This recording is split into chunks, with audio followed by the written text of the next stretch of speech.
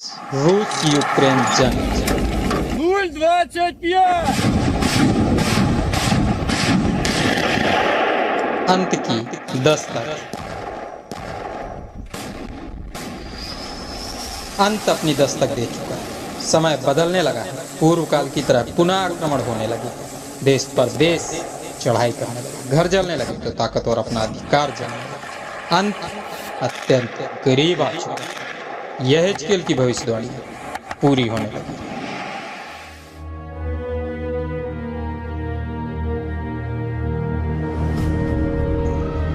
यह कोई प्रमाण नहीं, सिर्फ और सिर्फ बाइबल की भविष्यवाणियों की गणनाओं पर आधारित अध्ययन है।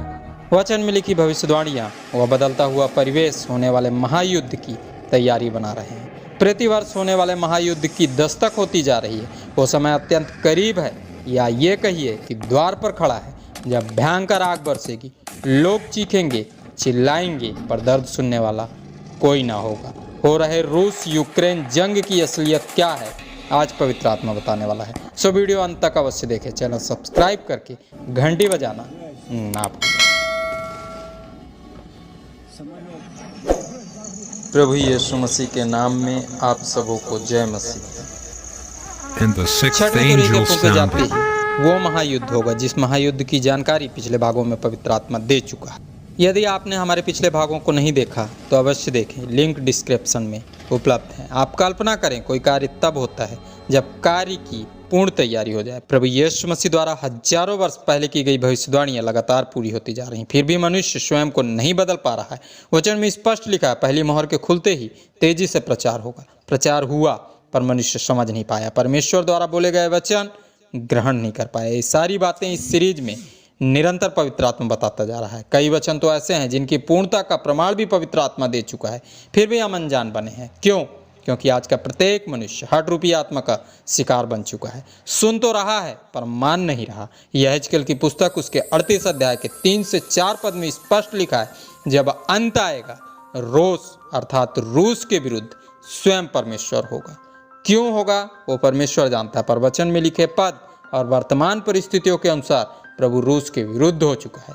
वीडियो अपने दोस्तों और रिश्तेदारों में शेयर अवश्य करें। दोस्तों, यूक्रेन देश रूस के सामने अत्यंत कमजोर है। उस देश की सेना आज रूस के सामने अत्यंत विवश है।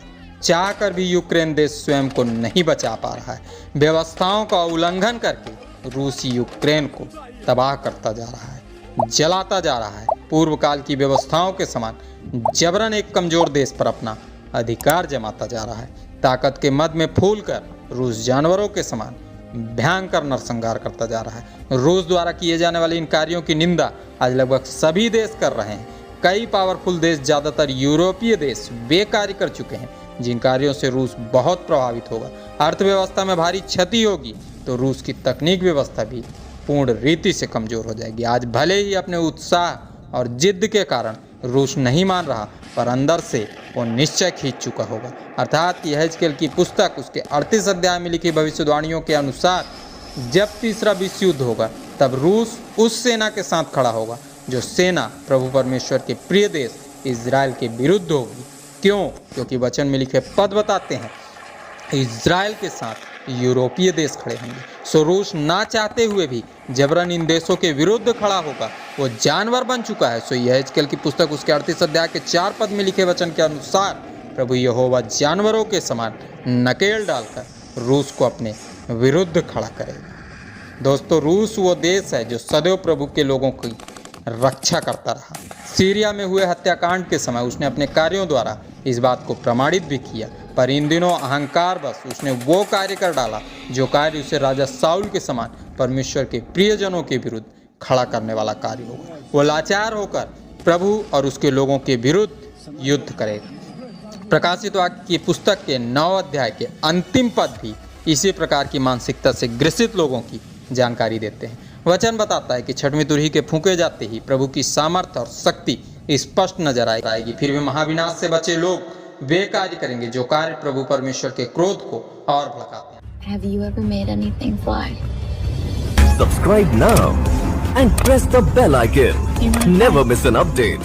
सकते हैं। आप विचार कीजिए, वचन तेजी के साथ फैलता जा रहा है, प्रभु परमेश्वर की सच्चाई मनुष्य समझते जा रहे हैं, फिर भी क्यों महाविनाश से बचे लोग वे कार्य कर रहे हैं जो कार्य प्रभु की आज्ञाओं के विपरीत हैं। आरंभ हो चुके आधुनिक युग के मनुष्य उन आत्माओं के शिकार बन चुके हैं जो दुष्ट आत्माएं अपना भरम जाल फैलाकर लगातार मनुष्य को परम पवित्र परमेश्वर से दूर करती जा रही हैं। आज के ज्यादातर मनुष्य हठी और जिद्दी हो चुके हैं। दोस्तों, पाप हो भी जाए तो वे मन नहीं फिराते, जानते हैं, पर अपराध करके भी स्वयं के अपराधों के लिए क्षमा मांगना कोई नहीं चाहता। परमेश्वर ने स्वयं अपने हाथों से एक मिट्टी का पुतला रचा और उस मिट्टी के पुतले में फूंक मारकर परम पवित्र परमेश्वर ने अपनी आत्मा समाहित की। सो परमेश्वर की तरह मनुष्य की आत्मा भी अमर है, वो कभी नहीं मरती। यह सच्चाई लगभग सभी मनुष्य जानते हैं, पर आत्मा देह त्याग कर कहाँ जाती है बहुत ही कम मनुष्य जानते हैं। आज के अध्ययन में पवित्र आत्मा यह महत्वपूर्ण भेद भी बताने वाला है। सो वीडियो अंत तक अवश्य देखें। वीडियो से जुड़ी अपनी राय या जय मसीह कमेंट बॉक्स में लिखना ना भूलें। हजारों वर्ष पहले की बात है जब कुलपतियों ने अच्छी आत्माओं को देखा और कई भूत सिद्धि करने वालों ने बुरी आत्माओं को भी देखा। आदि युग के कई ऐतिहासिक पुस्तकों में यह सबूत आज भी मौजूद है। आत्मा उस देह में उत्पन्न होती है जो देह परम पवित्र परमेश्वर द्वारा रची गई है। यूहन्ना रचित सुसमाचार उसके 4 अध्याय के 24 पद में लिखा है, परमेश्वर देह नहीं पर परमात्मा है। सो जो आत्मा परमात्मा ने आरंभ में आदम से के समय से अंदर फूंकी है, उसी आत्मा से प्रेरित होकर मनुष्य उत्पन्न होते हैं। अतएव मनुष्य ही एक ऐसा प्राणी है जिसमें परमात्मा का अंश पाया जाता है, अर्थात मनुष्य रूपी देह में ही आत्मा निवास कर सकती है। यही बात कुरिन्थियों की पहली पत्री उसके 15 अध्याय के 39 पद से आगे के पदों में स्पष्ट लिखी है। मनुष्य की देह विशेष है क्योंकि इस देह में वो आत्मा निवास करती है जो परम पवित्र परमेश्वर की आत्मा का अंश है। इज़राइल देश के पहले राजा, जिनका नाम राजा साउल था, सामुएल नबी के मरते ही व्यथित होकर भूत सिद्धि करने वाली स्त्री के पास गए। सामुएल नबी की मृत आत्मा को जागृत किया।